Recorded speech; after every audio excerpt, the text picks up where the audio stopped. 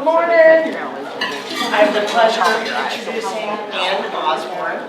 She is a psychotherapist, and she's also the author of Coping with Ocular Melanoma.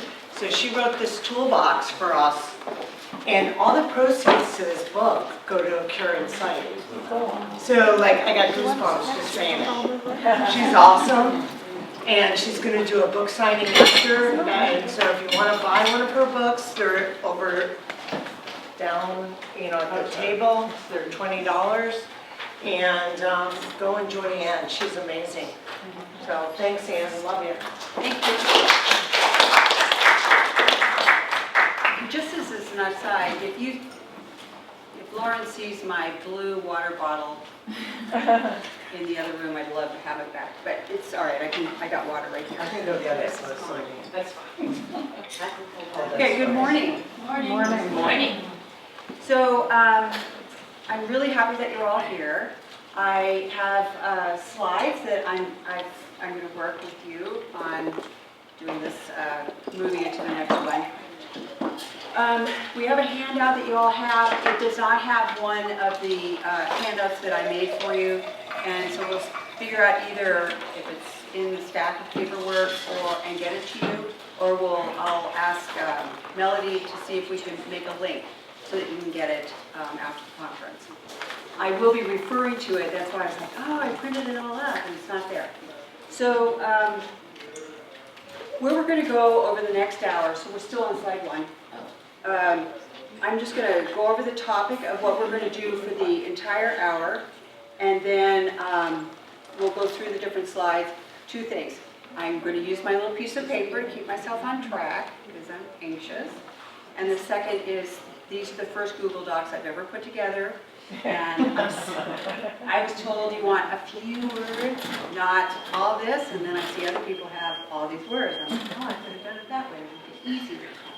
So my whole point on doing Thrivorship is about strengthening our immune system.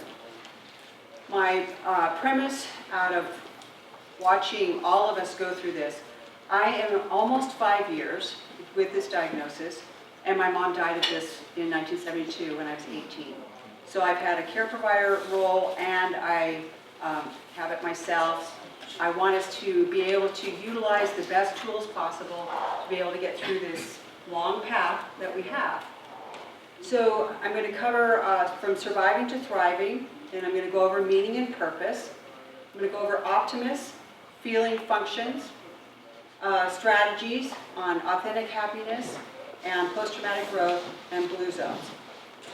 So is there anyone in here who has not had treatment for their OM? Okay. I did 2 years ago, and so I was talking about all this stuff, and he had no idea what I was talking about. So the whole goal of our group is we all want to survive. We want to get through this in the best way possible. So being able to find out, moving beyond surviving to thriving, we want to strengthen our immune system, reduce the harmful hormones, and by clarifying our meaning and purpose. The meaning and purpose help us settle into what is our commitment in our life. I'm going to settle down. Feeling valued by our community and providing meaningful work. When we recognize what our purpose is in our own life, that's what we wake up to in the morning. What drives me? What brings that sense of I'm here for a purpose and I have something to contribute? That helps me stay on track in my own life and not get caught up in all the little stories in my head. The CDC, Centers of Disease Control, says that only 33% of us across the nation even have any idea of what gives us meaning and purpose. So it's important for us to explore this so that we understand what's my next step, that we are so much more than this diagnosis. I saw yesterday when a lot of us had raised our hand that we've grown a lot in receiving this diagnosis. It cuts out, I know for myself, the little stuff, the traffic, that somebody didn't pay for me for pay something that I did. A lot of it doesn't matter anymore because I understand about staying on my own path and my own commitment to my values. So I can honestly say that one of the better things, it's unfortunate, but Campfire, I spoke of Campfire last year. I was very distracted in trying to bring Green Cross to our community to help us. Well, Campfire happened next door in my community, and I found that I got very involved, not as a psychotherapist, but more as an organizer in bringing churches together to be able to help at least 35,000 people be able to get services, homes, resources. And so that helped me kind of wake up and break out of the kind of the bubble that I had been in with this OM stuff. So being able to identify things that you want to get involved in.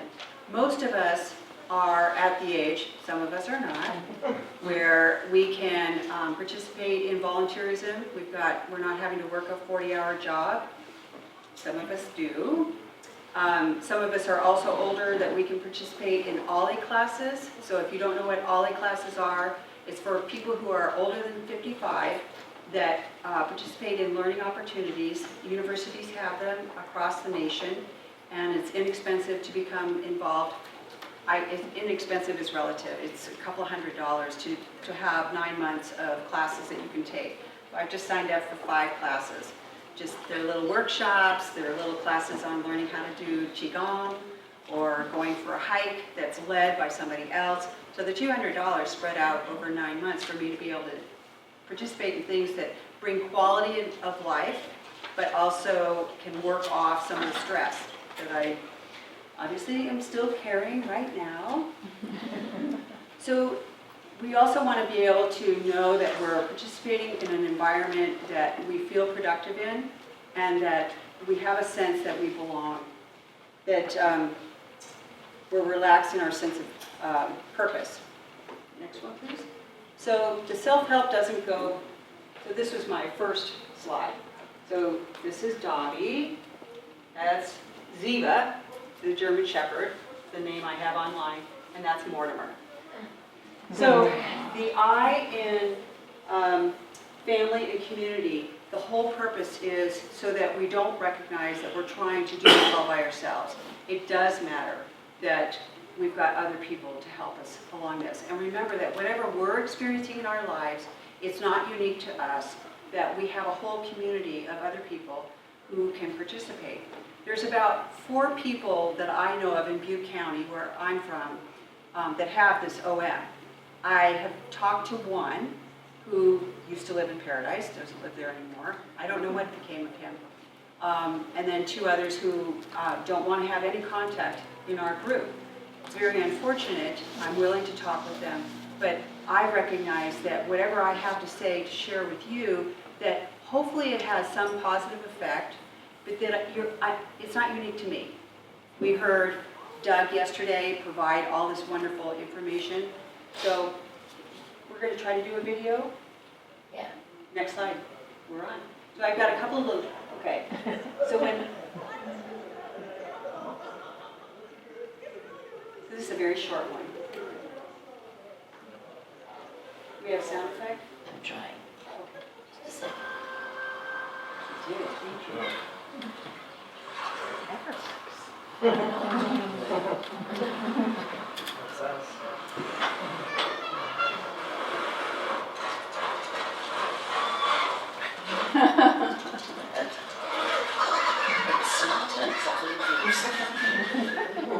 Whenever I want to be able to have something positive come up. Yes, I'm going to get back to the slides. Just a second. Oh, I see what you do. Oh.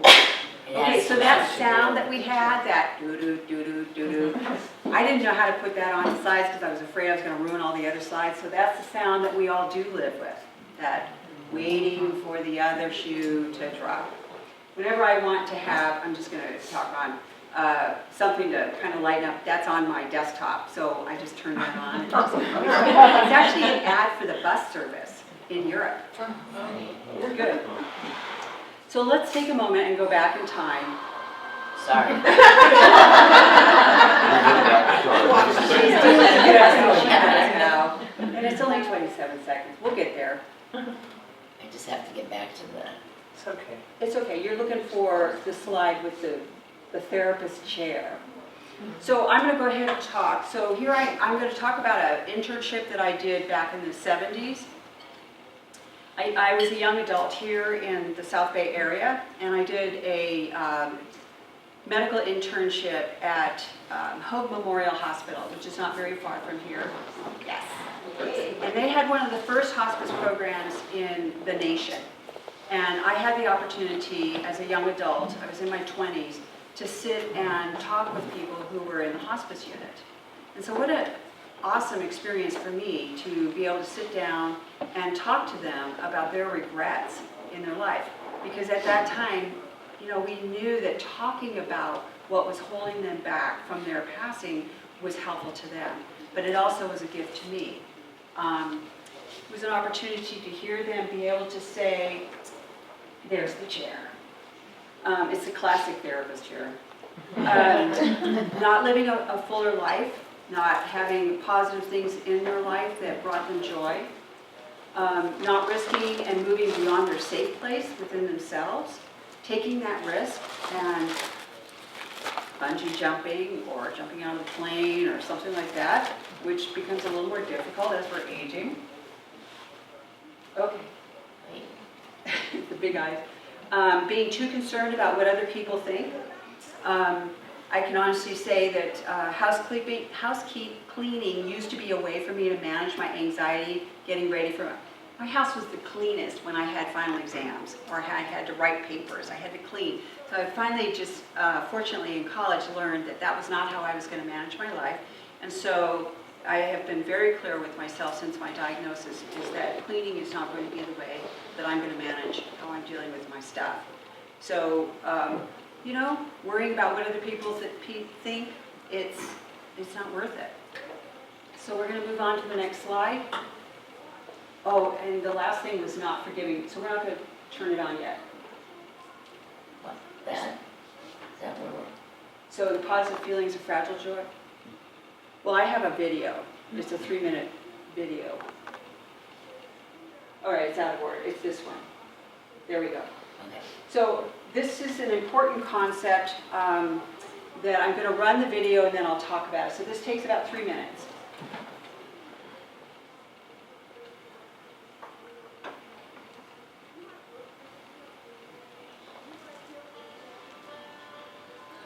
I wanted to make it bigger. Have you ever been stuck on a certain topic in school? Have you ever felt like there was something blocking you from achieving a certain goal? Or by experiencing many failed attempts at certain tasks? Well, little did you know that this may not always be because of certain difficulty levels, but it is that you're experiencing a term called learned helplessness. What is learned helplessness? Thank you. In the May of 1967, a famous psychological study was published which stated the theory of learned helplessness. An American psychologist by the name Martin Seligman first initiated his research, which later expanded into experiments by Seligman and other scientists. Martin Seligman and his colleagues were doing research on classical conditioning, or by the process in which an animal or human associates one thing with another. In the case of Seligman's experiment, he would ring a bell and then give a light shock to a dog. After a number of times, the dog reacted to the shock before it even happened. As soon as the dog heard the bell, he reacted though he had already been shocked. Seligman put each dog into a large crate that was divided down the middle of a low fence. The dog could see and jump over the fence if necessary. The floor on one side of the fence was electrified, but not the other side of the fence. Seligman put one dog on the electrified side and administered a light shock. He expected the dog to jump to the non-shocking side of the fence, but instead the dog laid down. It was as though they learned from the first part of the experiment that there was nothing that they could do about the certain situation, so they decided to give up anyway.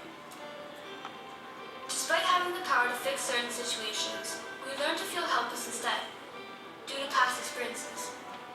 So what does this have to do with us? In life, we all come across moments in which we face crushing defeats, and we tend to adapt to the idea that there is no way to overcome it. But that is not always the case. It is something we tell ourselves. The moment we give up on a certain task, whether it be at school, work, or a personally related topic, we begin to feel helpless of the situation. however much we feel helpless in certain situations.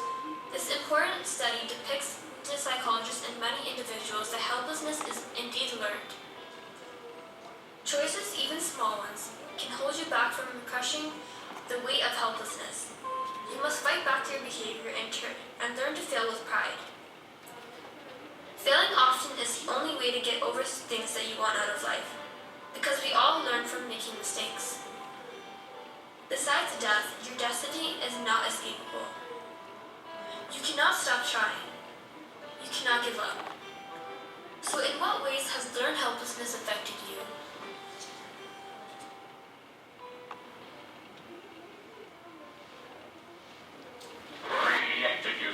Okay. Thank you. So the whole point of learned helplessness, it's a concept that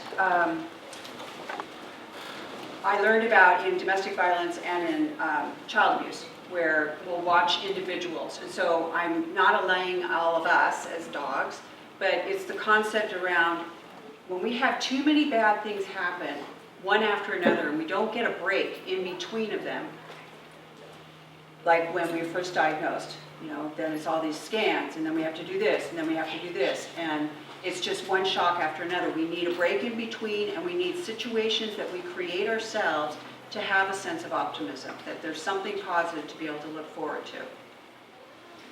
So, building optimism, 1/3 of the population that participated in Seligman's work with the animals, when he translated it over to people, 1/3 of the population didn't respond with learned helplessness. They actually responded with optimism.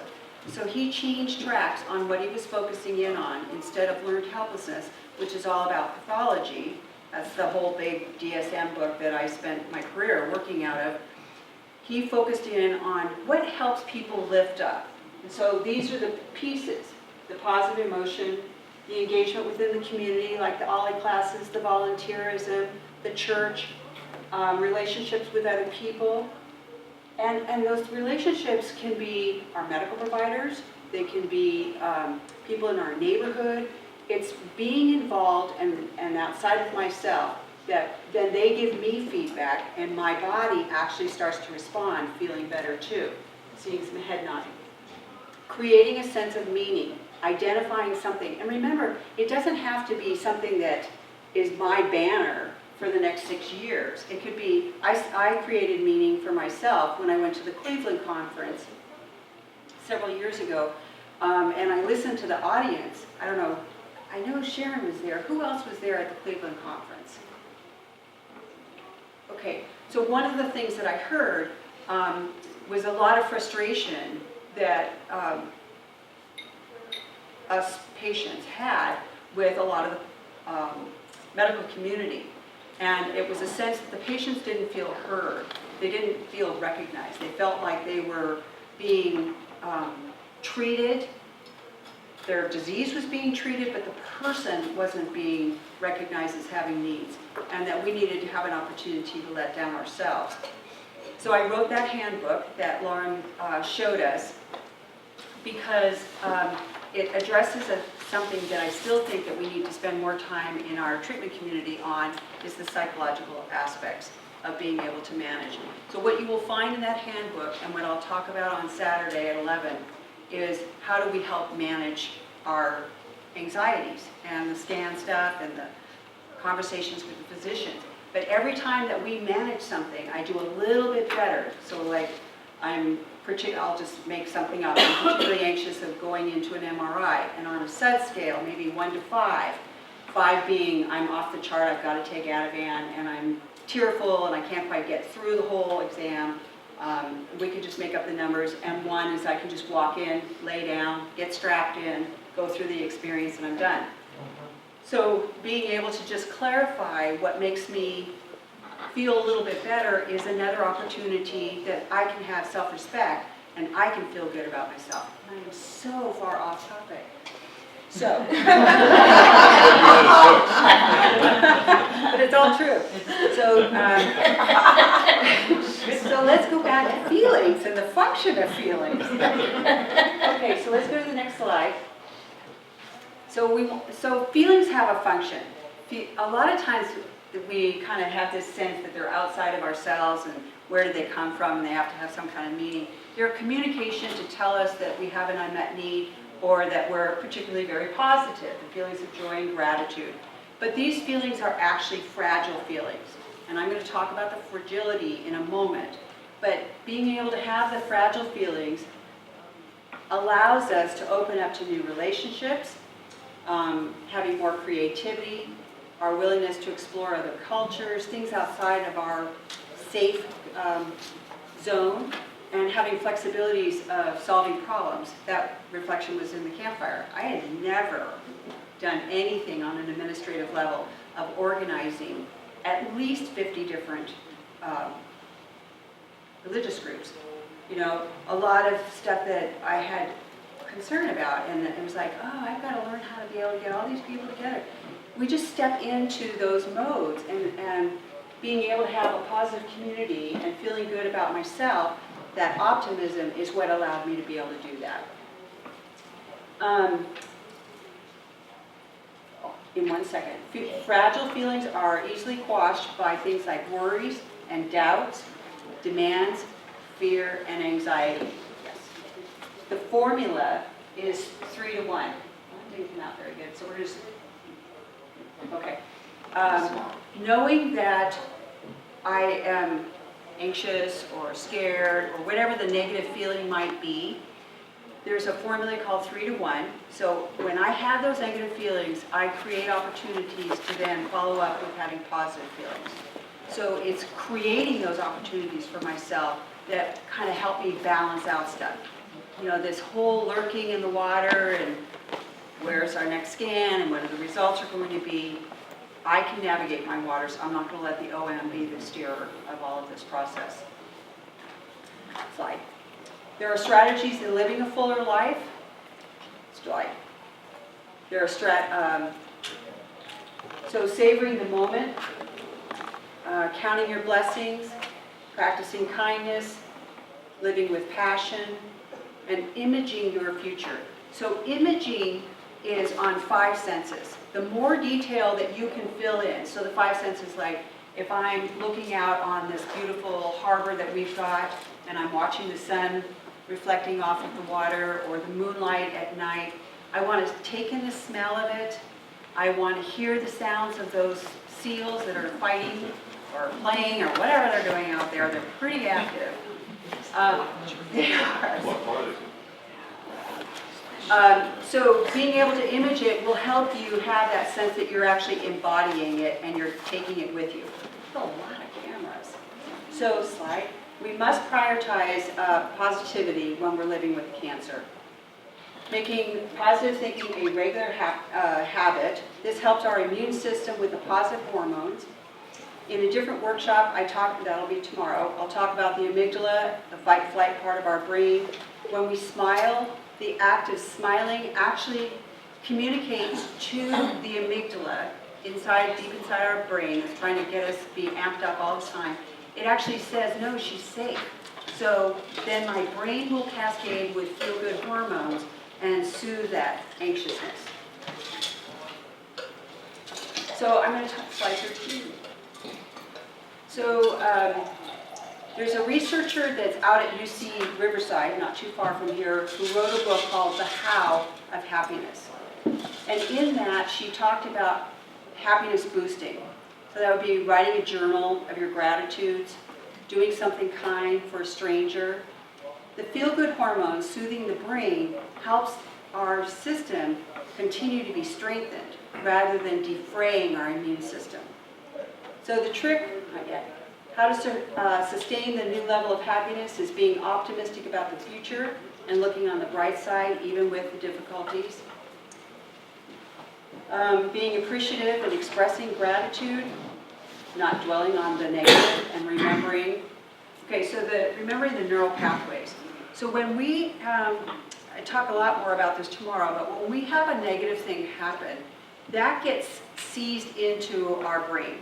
Have you ever noticed how you'll never forget, if somebody crosses me and says something mean to me, I can have 16 years of positive things that happen. between me and that other person, but I will never forget that negative comment. It's really important for me. That's all a survival thing. That's wired into us so that we're always safe and not going to let our guard down completely with that person. It does help to have forgiveness, but knowing that it's wired in, I do not want to be filling my neural pathways next to that event. I can blow it out of proportion, and I can make neural pathways that are deeper that actually will blow that situation being out of proportion, and I really believe then that it was as big as the catastrophe that happened, that I've made up in my mind. So my goal in my world is to make as many positive neural pathways.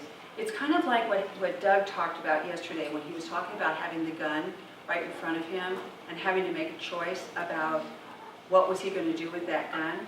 The reason why he was able to pull himself out of that and make a different decision was because he had practiced. I think he talked about gratitude. He had practiced many times about gratitude, so that when he was looking at the gun and as low as he felt, the only reason he was able to pull out that sense of gratitude was because he had made neural pathways already in his brain. So he was walking his talk with himself at the most critical time. Tomorrow I'll talk about how to be able to pull that for yourself on the neurological pathways to get yourself back into thinking and feeling and not giving in to overwhelmedness. Let's see. Next slide. It takes, yes.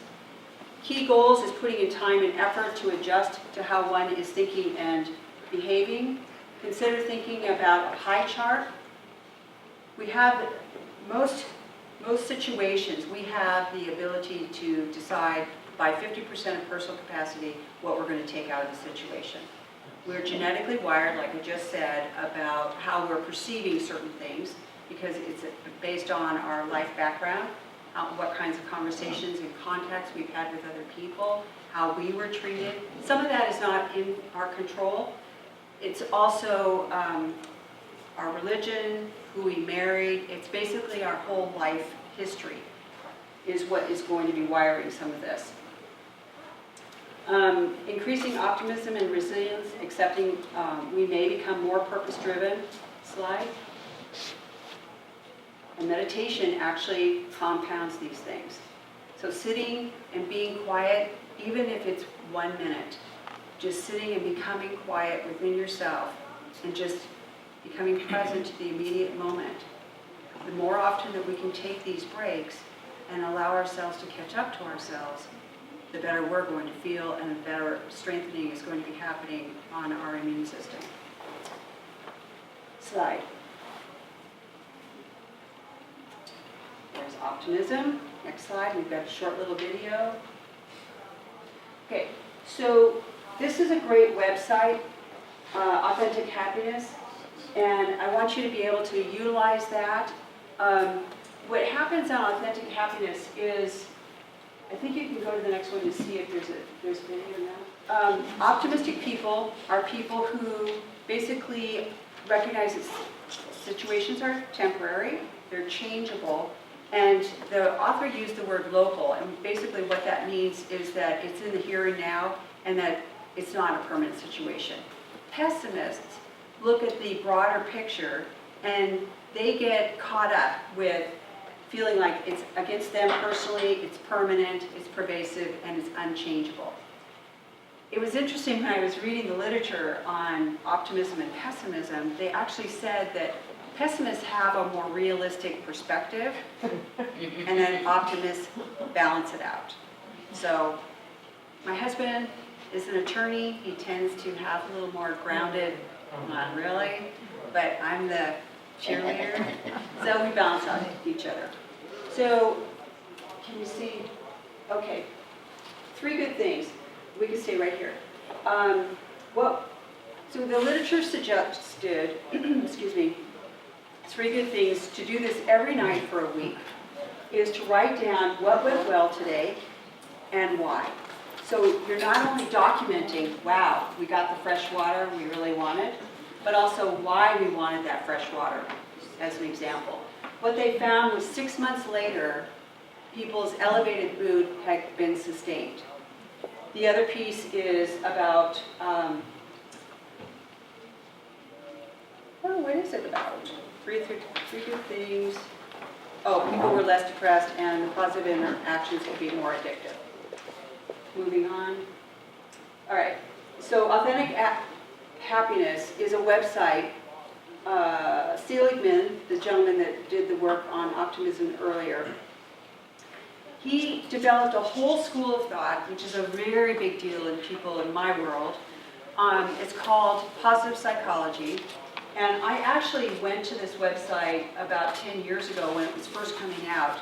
And there are oodles of forms that you can complete.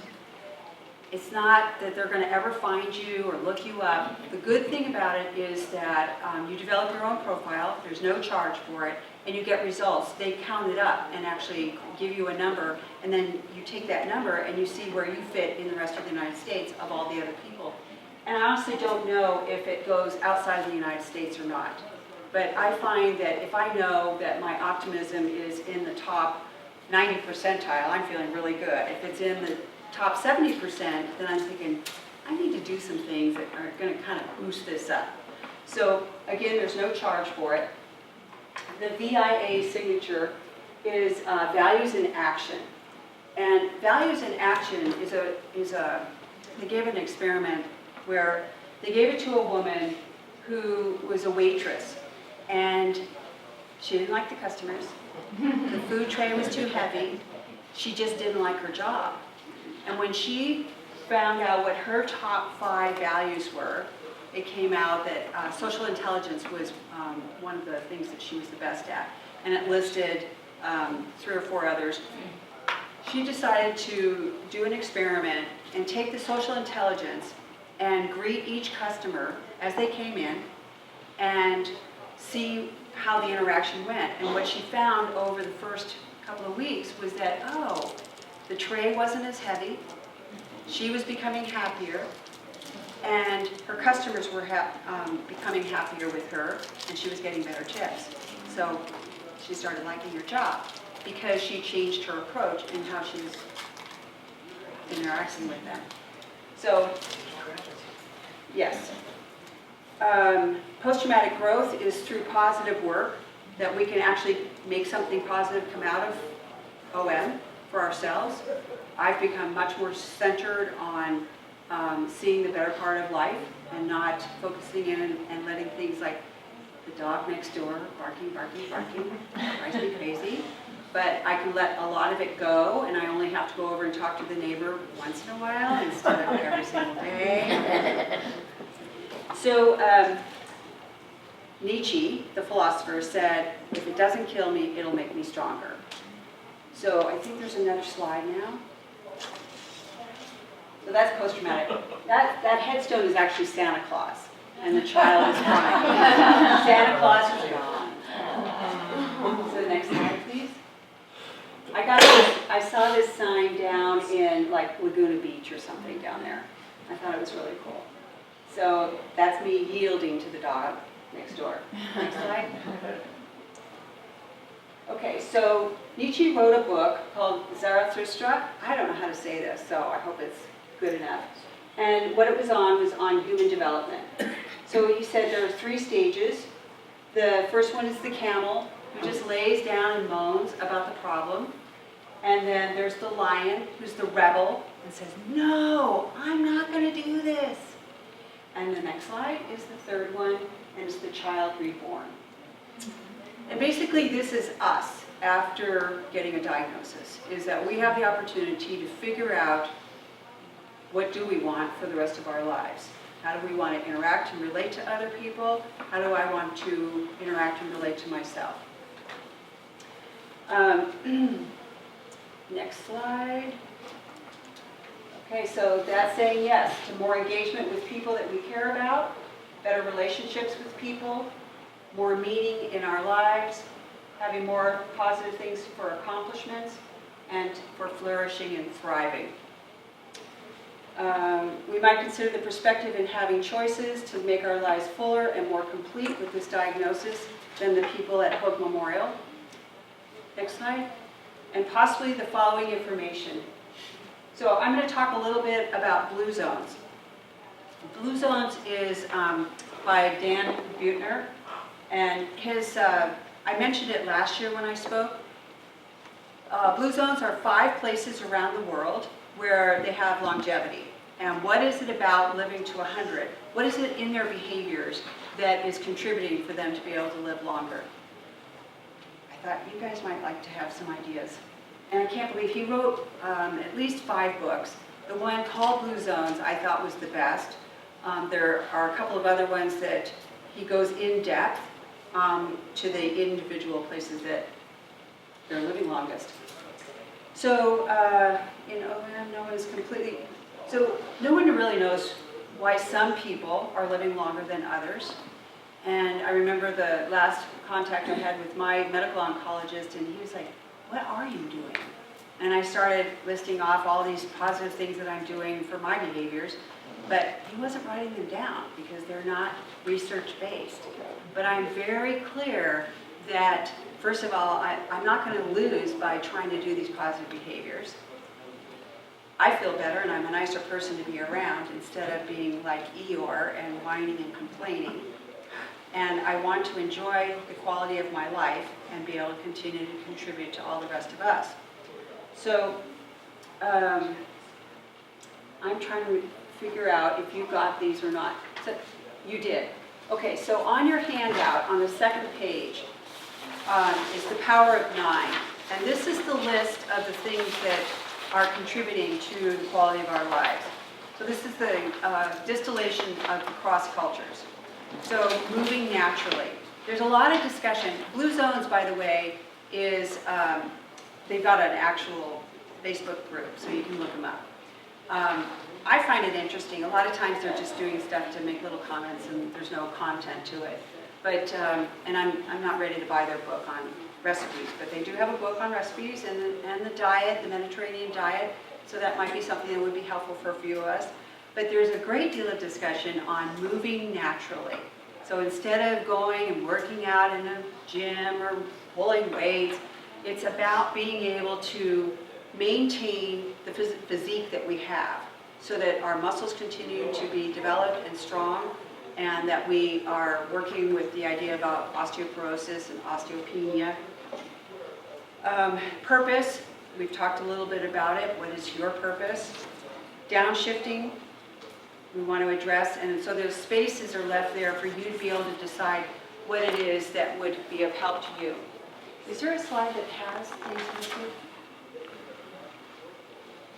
Last few slides. Nope, okay. It does have. Okay, so taking time to relax or play, avoid overeating, following a plant-based diet, drinking wine. Okay, there's a lot of people that think that we shouldn't drink at all. It's totally your responsibility to figure out if that's going to work for you or not. I personally know that my liver would be a lot happier if I didn't drink my wine. I like a glass of wine. Makes me feel better. But I'm also acutely aware of how many nights in a row I'm drinking the wine. I'm also not over drinking. So it's a decision that you have to make on your own about what you are imbibing in and how it is, because it's going to your liver. And I'm not going to be in denial about that. So make sure that you're drinking with others, not by yourself. Participating in a faith-based community. So they interviewed 256 people, and only 5 of those people in the Blue Zones were not part of a faith-based community. And the faith-based community could be something, I'm part of one group where we address what brings some sense of acceptance about life, and you know, it's not necessarily a lot of dogma, but those people that live the longest, they have a sense of community, they have a sense of support, and they know who they can call on if there's trouble. So it's important to have that sense of community. Having close family ties. Having your family members, if you live around your family, it's kind of a mixed piece because it's also a lot of, if there's unmet dramas that have not been resolved, they're going to be there too. So staying social, staying involved in community, getting out. Our bodies, so I went through a lot of special training back when I was in my 50s. And they kept saying, you know, our bodies are wired for us to be social. Well, there's this part of the brain is actually always reading each other. And that communication about these smiling faces that I see coming back to me, that's sending information to the rest of my body that I'm being appreciated, recognized, and that helps me feel good about the work that I'm doing with you. Well, if you've noticed when you go to a gathering, lunch, or after dinner, and you go out and walk with your neighbors, and you notice that you sleep better at night. Maybe you have better dreams. That's because of that social wiring and the communication of acceptance with each other. What 3 behaviors would you consider? So I'm going to ask you to think about that on your own time. Just to finish up on the Thrivorship, we're not going to go over it, but this form has pleasure, purpose, and pride. And it has the scoring at the top of the page. And we'll get this copy as soon as I'm finished. It gives you scores at the top of the page of the 9. Thank you. All you're doing is putting 1 slash marks, and you're just saying whether it provides pleasure for you. You can have multiple slots. So I might say, you live with a loving partner. Well, that's pleasurable for me. It provides purpose, and I'm proud that I have a loving partner. So I can put a slash on every single one of those. So then at the other end of it, you'll see a scoring piece so that you can see whether your life is well-rounded or not. So this Thrivorship form actually comes from Blue Zones. And I wrote down at the bottom who wrote it and the source if you want to find it. So you can do that on your own time. On the genetics, it accounts for only 20 to 30% of our longevity. I'm off the form now. I'm back with you. Making informed choices about healthy lifestyle choices, diet, exercise, and social interactions. A recent study of 8,500 individuals were interviewed about group sports, those individuals who participated in golfing and tennis. And it turns out that people who play tennis live 9.7 years longer than those of us who don't. People who play badminton live 7 years longer. People who play soccer actually live 5 years longer than the general population. And what is it about group sports that has this positive effect? It basically comes down to the camaraderie, kind of like I mentioned, I think in the other group, when my husband will take 1 night a week away from me, and he goes and watches the game at the sports bar. All that revelry, the celebration, the happiness, he's picking that up, and it helps him feel better inside because we're social beings and it's wired. But it's also that sense of, I belong. That helps us feel good. So the good friendships and strong family ties help calm our response system. Slide. So, and chronically high levels of cortisol can suppress our immune system, create heart disease and type 2 diabetes. The good diet, plant-based, exercise, staying actively involved, slows cognitive decline. So if it's not OM that you're worried about, it may be cognitive decline. I'm watching some of my friends worrying about that. Go out and play tennis. Good quality sleep. Watching the blue light. So the blue light is the iPad or your phone when you're in bed, and the recommendations are to turn that blue light off, and you can actually go to the settings in your apparatus and turn that blue light off, and you can put it on a timer. And I kept waffling about it, and I did it because I knew I was coming to speak to you, because I had to know that practicing what I'm talking about. And I was very surprised. My little brain just said, this feels better.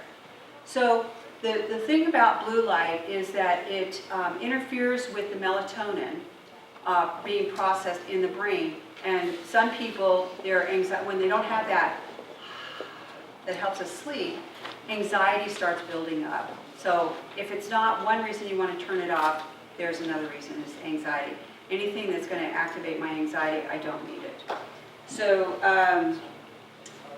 cultivating a sense of purpose, staying active in the classes, yes. How long before you go to sleep should you avoid it? It's supposed to be 2 hours. So that's why having it on a timer, then I don't have to waffle about it. It's also the computer. Some people like to play the computer games. I don't know how to do it on the computer, but I do know how to do it on the iPad. I don't know what else. You know, the regular stuff, like you really should be winding down before bedtime. This is not the time. My husband will be watching these really intense things about an hour before he's going to bed. And I have to say, okay, good night, honey. I'll see you when you get in bed. It's like, no. And I assume that all of us know that we don't want to be watching stuff that is highly anxiety provoking. You know, I make assumptions and then I talk to people in my office and realize that, no, you really don't want to be drinking caffeine, any extra caffeine.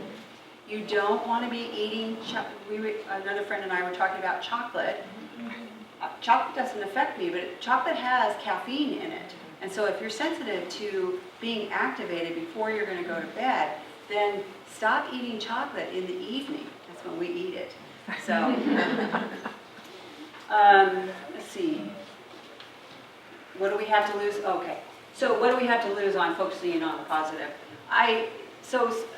Therapists have to do continuing education units like nurses and doctors and whomever.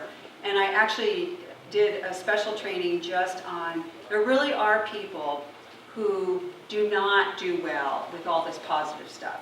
And so I don't want to just be cramming this down your throat without also recognizing that some people are not wired for all this good stuff. And my husband's one of them.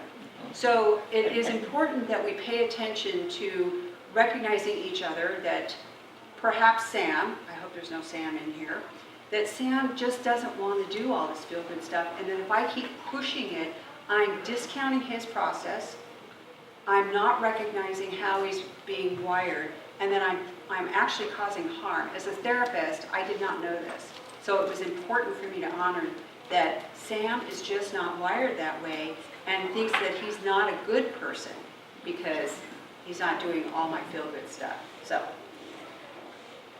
basically, that's it. The caveat I've covered. So are there any questions? Are there any questions?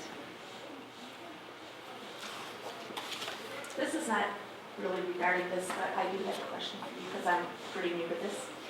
How do you respond when somebody says, oh, well, you've had your surgery now, so you're cured, right? Because you don't need chemo, you don't need radiation, everything must be good, right?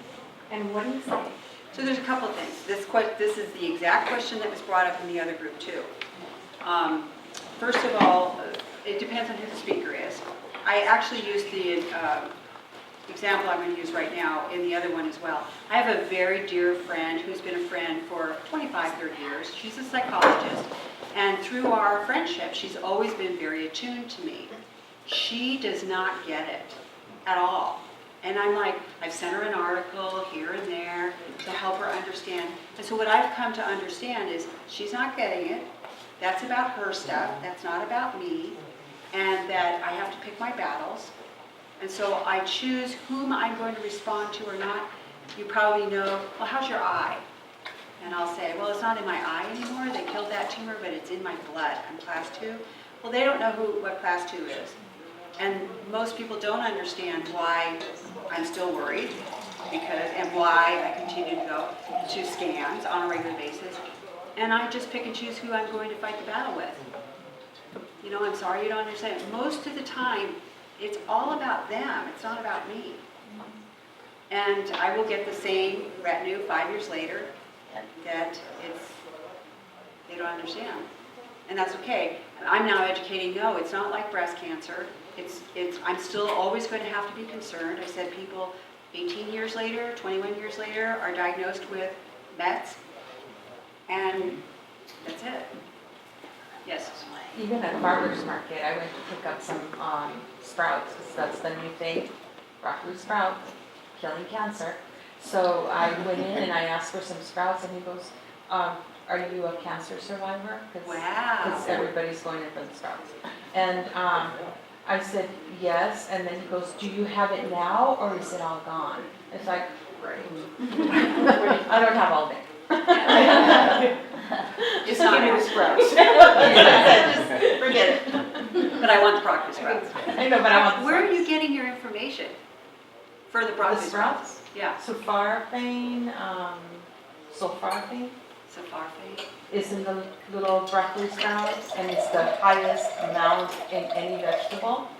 Cool. And like, well, by a landslide, and some growing around now. Perfect. YouTube. Broccoli sprouts. Awesome, yes. Do you find that some people just naturally have a more positive attitude and they don't really get pulled down by any of life's challenges? They just take it in stride. And Some people are wired. how do you account for that? They're just wired, that, you know, if you've raised children, one baby comes in that way, and the next one is like all irritable and crying and, you know, sensitive. Yeah, it's the wiring. I am positive because I've trained myself over 40 years to become this way. If you come to the 11 o'clock tomorrow, one of the slides I use is this, because it's the whole point is buildable skills. And it's this, it almost looks like an art with all these fronds all over it. And it basically comes down to we're in process of being that way. But I have to watch my tendency. That's what I was saying. I can't be drinking coffee. I don't drink coffee anyway, but too much tea, black tea, or making sure that I'm getting good quality sleep, watching how much my energy output is. I'm always having to regulate my energy output because, you know, if I keep going out, it's like the two docks that separate. I'll fall in the drink. Well, that's a learned thing. I think It is we've learned. all been there where you overextend yourself and people take advantage of you. Well, or But or I I take advantage of personally myself. try to not surround myself by people whose negative energy, you know, Exactly. Right. Yeah, I can walk pull me away. down. I don't let it because I'm one of the people who just naturally have a positive attitude. And I'm also a nurse, and maybe it came from 40 years of doing that. But yeah, Good question, thank you. you're welcome. There was another question. Yes, I didn't have a question, but I wanted to give a shout out to Anne. And because I'm here because of her. In a strange way, I first got diagnosed about almost 4.5 years ago. And nobody said there are Facebook groups and there are all these other support organizations, and I didn't know. And I had a friend who's a master gardener in Chico and said, hey, there's this other master gardener lady who I've heard had this stuff. And the next time I see her sometime, I'll find out about it. And it was probably 6 months or more after I got diagnosed that my friend Mari ran into Anne, and she said, oh, Charlene needs this information. And it then came to me through her. And I have purchased and read her book, and I really wish I'd had that when I first got diagnosed, because it was helpful. And so thank you for leading me into this group of support, and I really appreciate it. thank you. I don't know, I'll finish up with this. I don't know what the hesitancy is about the medical group. There seems to be a fair amount of resistance, whether, you know, I'm not trying to say, wow, what a great book, but of course it is, it's 2 years ago. But the idea of, my optometrist and ophthalmologist will not have he will not say anything about using the support group. Yeah. They do not want the book right. on their premises. They don't want to know about these cancer groups and the support for patients. So I don't know what that's about.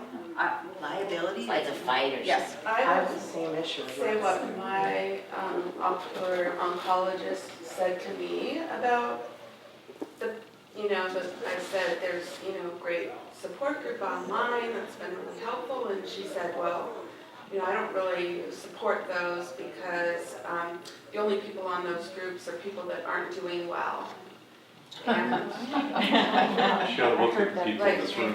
I And I said, well, I find this a very extremely positive, knowledgeable, supportive group, and you're absolutely wrong. I've shared that with my ocular oncologist as well, how important, because I think it took me about 2 years post-diagnosis before I even knew you guys existed. Wow. And that's, to me, this has been powerful. Me too. When did this group? 6 years. Can I share something positive? My ocular oncologist, I just was diagnosed about 6 months ago. Excuse me. My ocular oncologist, when he gave me the diagnosis, the next sentence was about a cure in sight. Awesome. That's right. That's why. I stand for Dr. McCrew. And that was his second sentence to me was that. So maybe Dr. M could do some education. He's here tomorrow. He's coming tomorrow. Yes, I was gonna say, I have a retinal specialist, and he didn't specifically say what group, but when he told me last August that I likely had ocular melanoma, I said, should I research? And he said, yeah, start researching. He said, I know that there's some Facebook groups out there, see if you can get in one of those. Sometimes you can't get in until you're diagnosed. He said, but he's like, do research, which that was encouraging.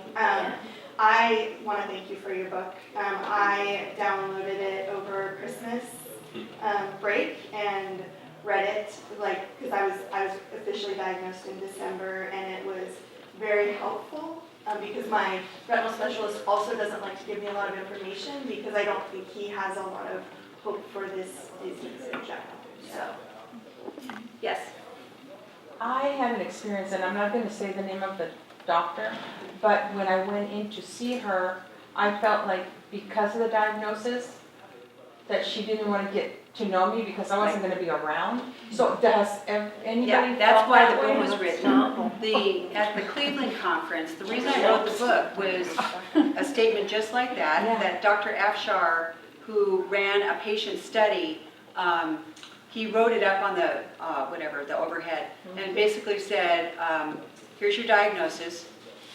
I don't need to talk to you because you're not going to be here. Right, that's how I felt, and I And he still walked feel out. that way. Yes. Right, so remember that doctors and whomever the staff are, they're human beings before their job. And it is their stuff, it's not our stuff. And that's how I feel, like it's a protection for themselves. Like I'm not gonna, not that she doesn't like me or Right. any other patient, but a protection to herself, like you're not gonna be around, so it's not worth it. Right.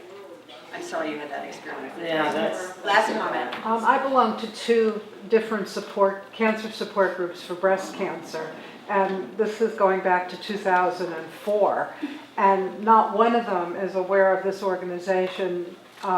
Obviously it's not about breast cancer, but they have information about all kinds of cancer.